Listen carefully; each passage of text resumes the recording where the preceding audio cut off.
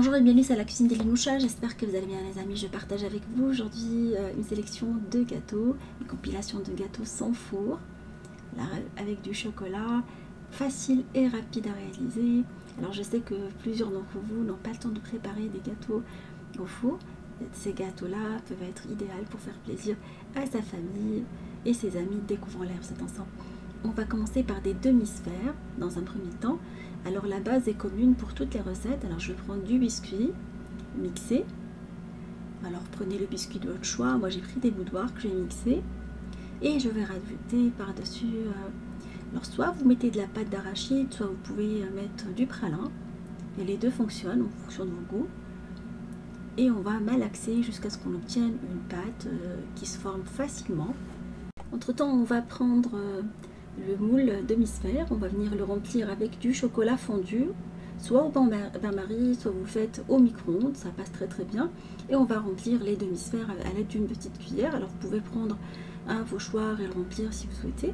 Vous l'inclinez dans tous les sens, vous tapotez pour que le chocolat se répartisse un tout petit peu partout. Voilà, et après on va le ranger au frais. Alors je l'ai laissé au congélateur pendant une demi-heure. Une fois que le chocolat a bien tenu, on va remplir avec du caramel. Alors vous pouvez mettre ce que vous voulez. Alors le caramel, je l'ai laissé également au congélateur une demi-heure supplémentaire. Et je vais remplir avec du chocolat en plus pour couvrir complètement les demi-sphères. Alors on va par la suite prendre la pâte qu'on a réalisée. Une fois qu'on a mis le moule au frais, au congélateur toujours, le temps de préparer des petites bases. Alors on va répartir la pâte entre deux feuilles de cuisson et on va découper des petits ronds qu'on va venir déposer par-dessus les gâteaux. Alors il faut qu'ils soient de la même taille que les gâteaux. Alors vous pouvez les faire dépasser un tout petit peu si vous souhaitez pour que ça fasse comme un sablé. Quand vous pouvez les faire de la même taille que le gâteau, vous les laissez après au frais une demi-heure supplémentaire, le temps que le gâteau se tienne correctement.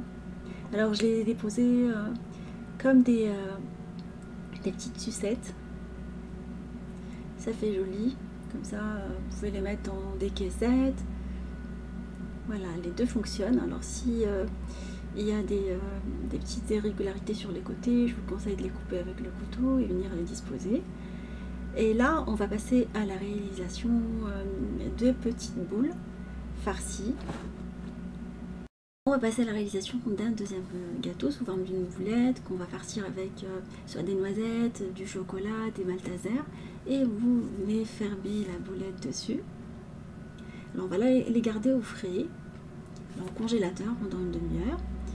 Et on va les passer après au chocolat fondu. Alors il faut que le chocolat soit vraiment fondu mais à température ambiante, il ne faut pas qu'il soit trop chaud. Alors vous les passez, après vous venez les enlever en enlevant l'excédent de chocolat à l'aide d'une fourchette. Voilà, vous passez tous les gâteaux dans le chocolat fondu. Alors vous pouvez utiliser du chocolat noir, du chocolat blanc. Moi j'ai utilisé du chocolat au lait pour changer du chocolat noir qu'on a déjà utilisé dans la première recette. Et vous les posez après par-dessus un papier cuisson. Après vous pouvez les laisser comme ça, quand vous pouvez par la suite prendre le reste du chocolat et venir par la suite faire des petits zigzags par-dessus avec le chocolat que j'ai mis dans une poche à douille. Une fois qu'il a bien figé, alors le chocolat, on va les ranger dans des caissettes. Alors je vous ai découpé un gâteau pour voir. Et là on va passer à la réalisation d'un troisième gâteau dans un moule à tartelette. J'ai mis le reste de chocolat blanc que j'avais fait fondre au bain-marie. Alors on va tapisser tous les fonds. On va juste mettre un tout petit peu de chocolat blanc. Et une fois qu'il a bien figé au congélateur, on va prendre un tout petit peu de pâte qu'on a formée et on va venir la disposer par-dessus les gâteaux. Et on va par la suite fermer avec le chocolat blanc, toujours le chocolat blanc qui nous restait, à garder au congélateur une demi-heure ou une heure avant de pouvoir le démouler. Alors pareil, vous pouvez le laisser comme il est, quand vous pouvez très bien le décorer. Alors n'hésitez pas à bien lisser la surface une fois que vous avez fait tous les trous. Je vais venir à lisser soit à l'aide d'une spatule spéciale chocolat, soit à l'aide d'un couteau à beurre. Et après refroidissement, ils se détachent très facilement, ils s'enlèvent très facilement. Je les ai mis sur du papier cuisson et j'ai pris un tout petit peu de chocolat noir qui me restait. Et je vais venir faire quelques trous. Ça fait joli avec la pâte qui est à l'intérieur, ça fait un petit rappel le fait de mettre un tout petit peu de chocolat au lait par-dessus. Et vous les laissez sur la grille refroidir, ou plutôt vous laissez le chocolat tenir. On les range après dans des caissettes. Et là, on va passer à la réalisation d'un 4e gâteau sous forme de la manne de Fatma. Alors j'ai pris le moule que je vais remplir avec du chocolat blanc. Vous faites tous les trous.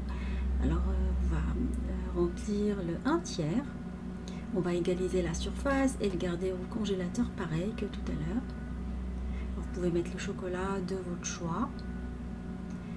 Alors il me restait de la pâte de date avec des graines de sésame que je vais venir mettre dans les compartiments, je vais venir remplir.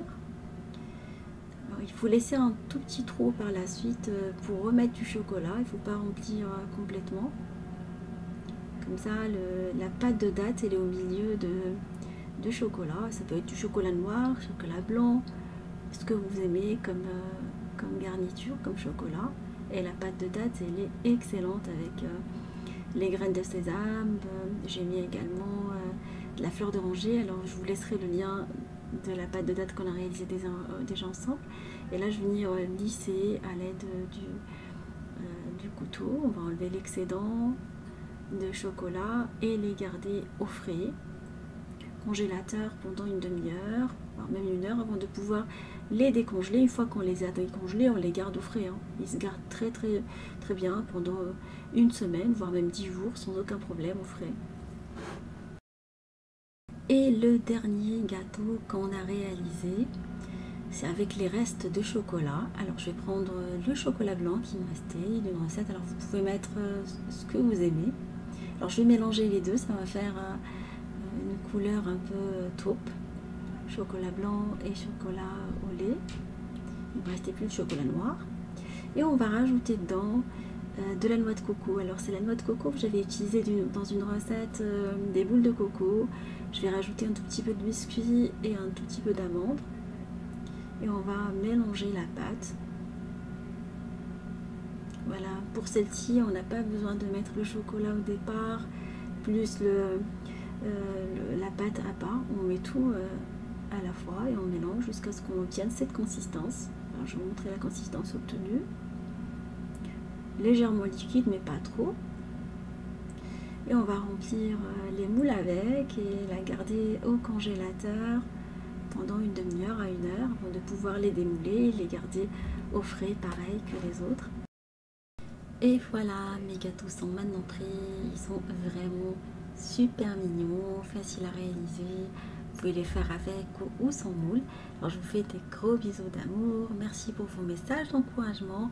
Et on se dit comme d'habitude, on se retrouve sur la cuisine d'Elie Moucha avec de nouvelles recettes, un nouveau voyage culinaire et à bientôt.